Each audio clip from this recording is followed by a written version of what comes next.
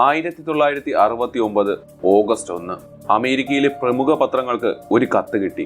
Hermann Road, Blue Rock Springs എന്നിവിടങ്ങളിൽ നടന്ന 3 കൊലപാതകങ്ങളുടെയും ഒരു കൊലപാതക ശ്രമത്തിന്റെയും ഉത്തരവാദിത്തം ഏറ്റെടുത്തുകൊണ്ടുള്ള ഒരാളിന്റെ കത്തായിരുന്നു അത്.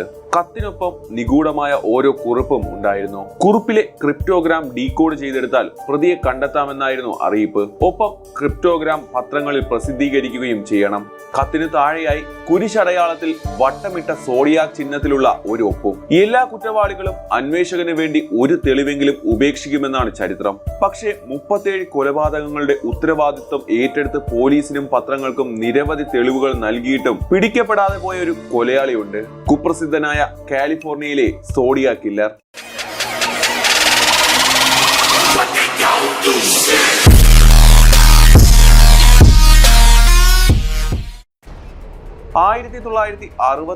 ഡിസംബർ 20-നും 1969 ജൂലൈ 4-നും നടന്ന കൊലപാതകങ്ങൾ കാലിഫോർണിയയിൽ കുപ്രസിദ്ധമായിരുന്നു.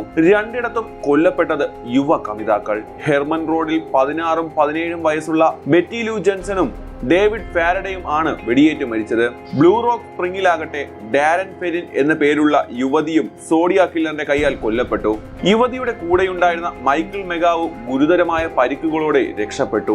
ആക്രമണം നടന്ന് നിമിഷങ്ങൾക്കകം സോഡിയാക് കില്ലർ പോലീസ് സ്റ്റേഷനിൽ വിളിച്ച് കൊലപാതകം റിപ്പോർട്ട് ചെയ്യുകയും ഉത്തരവാദിത്വം സ്വയം ഏറ്റെടുക്കുകയും ചെയ്തു.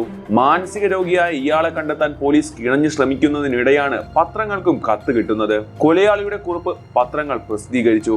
ആദ്യമായി ഒരു ചരിത്ര അധ്യാപകനാണ് നിഗൂഢ അക്ഷരങ്ങളുടെ കുരുക്ക് അഴിച്ചെടുക്കുന്നത്.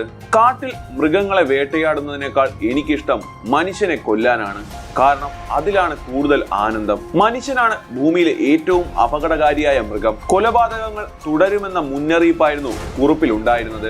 സോഡിയാക് കില്ലർ എന്നറിയപ്പെട്ട ഈ കൊലയാളി പിന്നെയും പലരെയും കൊന്നു. പത്രങ്ങൾക്ക് പല കത്തുകളും ലഭിച്ചു. വധശ്രമത്തിൽ നിന്ന് രക്ഷപ്പെട്ട ഒരാൾ ഇയാളെ നേരിൽ കാണുകയും ചെയ്തു. തുടർന്ന് രക്ഷപ്പെട്ടയാൾ നൽകിയ വിവരങ്ങൾ വെച്ച് കൊലയാളിയുടെ രേഖാചിത്രം തയ്യാറാക്കിയെങ്കിലും പ്രതിയെ പിടികൂടാൻ മാത്രം സാധിച്ചില്ല. 37 കൊലപാതകങ്ങൾ നടത്തിയെന്ന് ഇയാൾ അവകാശപ്പെട്ടെങ്കിലും 7 കൊലപാതകങ്ങളാണ് പോലീസ് കണ്ടെത്തിയത്. പക്ഷേ ഇന്നും ആരാണ് യഥാർത്ഥ സോഡിയാക് കില്ലർ എന്ന് ആർക്കും അറിയില്ല. തെളിവുകളില്ലാത്തതിനാൽ 2004-ൽ San Francisco police case close ചെയ്തെങ്കിലും 2007-ൽ വീണ്ടും റീഓപ്പൺ ചെയ്തു. ഇപ്പോഴും അയാൾ അയച്ച 340 ചിഹ്നങ്ങളുള്ള ക്രിപ്റ്റോഗ്രാഫ് വായിച്ചെടുക്കാനാകാതെ വിദഗ്ധർ കുഴങ്ങുകയാണ്. മറ്റൊരു എപ്പിസോഡിൽ വീണ്ടും കാണാം.